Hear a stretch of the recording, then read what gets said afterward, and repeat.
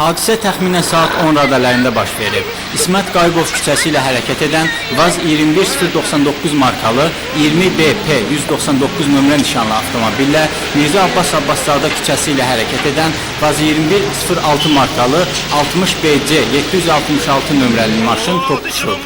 Nəticədə VAZ 2106 markalı avtomobilin sürücüsü 1951-ci il təvəllüdlü Əli Həsənov və onun yanında əyləşən 1966-cı il təvəllüdlü Azər Allahverdiyev xəsarət alıb. Onlar dərhal təcili tibbi yardım xəstəxanasının travmatologiya və reanimasiya şöbələrinə çatdırılıb. Təsadüfən böyürdən çıxdı. Heç nə hiss eləmədim. Gözümü mən burada açdım bir daha. Xəstə Həsənov Əli təcili tibbi yardım xəstəxanasının travmatologiya şöbəsinə döş qəfəsinin qapalı travması, sağ tərəfdə qabraqların çox saylı sınığı, döş qəfəsi orqanlarının, divarlı orqanlarının əzilməsi, pleura-pulmonar şok diaqnozundan daxil olub.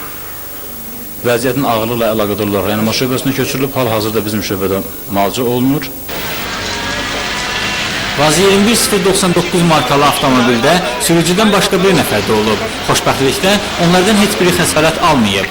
İlkin rəylərə görə küçələrin kəsişdiyi yerdə müəyyən səbəblər ucbatından svetofor işləməyib. Belə hallarda isə sürücülər yol kənarlarında olan nəqliyyat nişanlarına diqqət yetirməlidirlər.